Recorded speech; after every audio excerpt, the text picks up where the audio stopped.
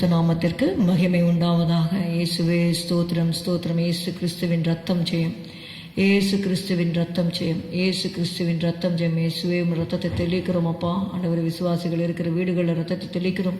உடைய பிள்ளைகள் மேல ரத்தம் தெளிக்கிறோம் ஆண்டவரே. ஸ்தோத்திரம், ஸ்தோத்திரம், ஸ்தோத்திரம். ஹல்லேலூயா. ஆண்டவரே, ரத்தத்தால் எங்களை கழுவும் அப்பா, பரிசுத்தப்படுத்தும். Down the mountain the river flows, and it brings refreshing wherever it goes. Through the valleys and over the fields, the river is rushing and the river is here. The river of God sets our feet a dancing. The river of God fills our hearts with cheer. The river of God fills our mouth with laughter, and we rejoice, for the river is here. The river of God is teeming with life, and all who touch it can be revived. And those who linger on this river shore will come back thirsting for more of the Lord. The river of God sets our feet a dancing. The river of God fills our hearts with cheer. The river of God fills our mouth with laughter, and we rejoice, for the river is here. To the mountain we love to go, to find the presence of the Lord. Along the banks of the river we run, we dance with laughter, giving praise to the sun. The river of God sets our feet a dancing. The river of God fills our hearts with cheer. The river of God fills our mouth with laughter, and we rejoice, for the river is here. பொங்கும் நதி மாலையின் கீழ் பாயும் இடம் பரவசமே. பள்ளம் வயல் வெளியெங்கிலும் பாயும் நதி இங்கு பாய்ந்திடுதே. ஓ தேவநதி பரமாட வைக்கும், ஓ தேவநதி உள்ளம் மகிழ்விக்கும், ஓ தேவநதி வாழ்வை வாழமாக்கும். களி கூறுவோம் அந்த நதி இங்கே. பொங்கும் புனல் புது ஜீவனால் புதுப்பிக்கும் தொடுவோரை எல்லாம். தள்ளாடுவோர் கரையோரமா தாகம் கொள்வார் தேவன் மீது மீண்டும். ஓ தேவநதி பாதமாட வைக்கும், ஓ தேவநதி உள்ளம் மகிழ்விக்கும், ஓ தேவநதி வாழ்வை வாழமாக்கும். களி கூறுவோம் அந்த நதி இங்கே. ஆசையாக மாலை சென்றிடுவோம், ஆண்டவரை நாடிடுவோம். ஆடல் பாடல் துதி ஸ்தோத்திரங்கள் கொண்டாடுவோம் இயேசுநாதனையே.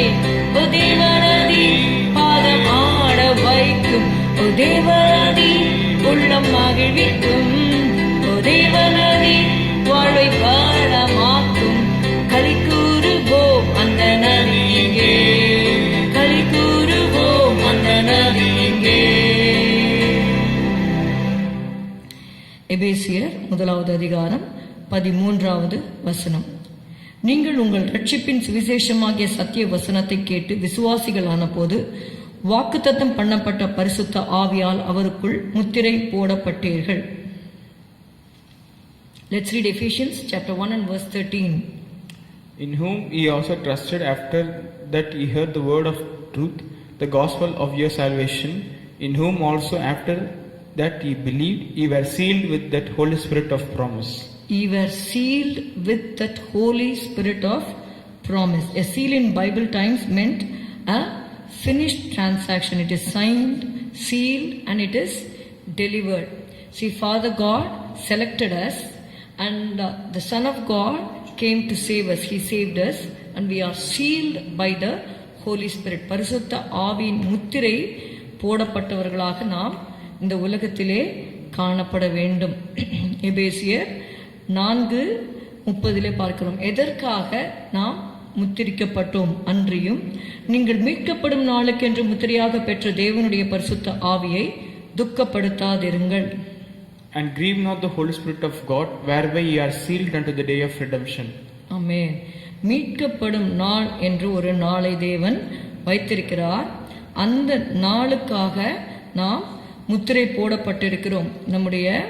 நாம் எப்பொழுது இயேசுவை ஏற்றுக்கொண்டோமோ நம்முடைய ஆத்துமாவை தேவன் மீட்டு கொண்டார். ஆனால் நம்முடைய சரீரத்தை மீட்கும்படியாக தேவன் இயேசு இந்த உலகத்திலே வரப்போகிறார். அதை குறித்து நம்ம ரோமர்ல நம்ம வாசிக்கிறோம். ரோமர் 8வது அதிகாரம் 23வது வசனம். அதுவும் அல்லாமல் ஆவியின் முதற் பலன்களை பெற்ற நாமும் கூட நம்முடைய சரீர மீட்பாகிய புத்திர ஸ்வீகாரம் வருகிறதற்கு காத்திருந்து நமக்குள்ளே தவிக்கிறோம். And not only they, but ourselves also, which are the first fruits of the Spirit, even we ourselves groan within ourselves, waiting for the adoption to with the redemption of our body. Redemption of our body. See, God has redeemed our soul when we accept Jesus through His blood. Our souls are already redeemed. When we confess our sins, நம்ம பாவங்களை அறிக்கை செய்து இது பண்ணும்பொழுது நம்முடைய ஆத்மாவை தேவன் மீட்டுக் கொள்கிறார். ஆனால் இந்த சரீரம் அழிவுக்கு எதுவான இந்த சரீரம் அழியாமையை தரித்து கொள்ள வேண்டும். அதற்காக தேவன் ஒரு நாளை வைத்திருக்கிறார். அதான் மீட்கப்படும் நாள்.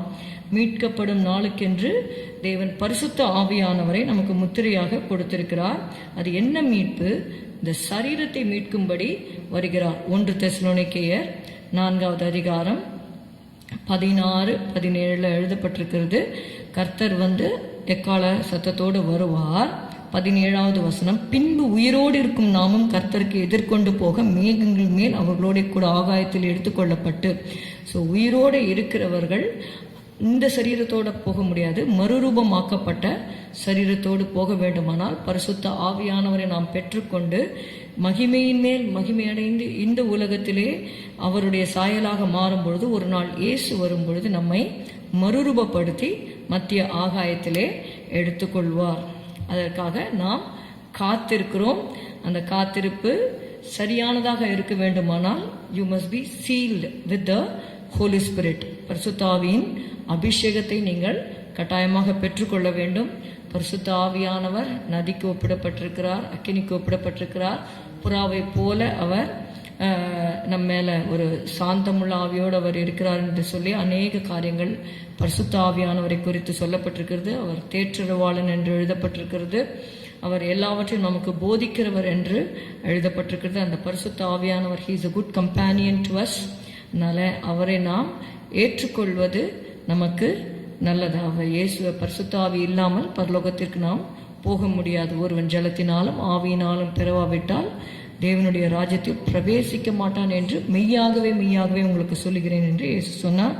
இதுவரைக்கும் பரிசுத்த ஆவியை பெற்றுக்கொள்ளாதவர்கள் பெற்றுக்கொள்ளுங்கள், கேளுங்கள், அப்பொழுது உங்களுக்கு கொடுக்கப்படும். ஸ்தோத்திரம் ஆண்டவரே, உம்மை துதிக்கிறோம் அப்பா. இந்த வேளையிலும் கூட அபிஷேகம் பெறாமல் இருக்கிறவர்களுக்காக உம்முடைய பாதத்தில் வருகிறோம். அவங்க தாகத்தோடு கேட்க உதவி செய்யும் அப்பா. தாகமுள்ளவன் மேல் தண்ணீரை ஊற்றுவேன் என்று நீர் சொன்னீரப்பா. வறண்ட நிலத்தின் மேல் ஆறுகளை ஊற்றுவேன் என்று சொன்னீர் ஆண்டவரே. ஒருவன் தாகமாயிருந்தால் என்னிடத்தில் பானம் பண்ண கடவன். என்னிடத்தில் விசுவாசமாயிருக்கிற உன்னுடைய உள்ளத்திலிருந்து ஜீவ தண்ணீர் உள்ள நதிகள் புறப்பட்டு ஓடும் என்று சொன்னீரப்பா. Out of his belly shall flow rivers of living water.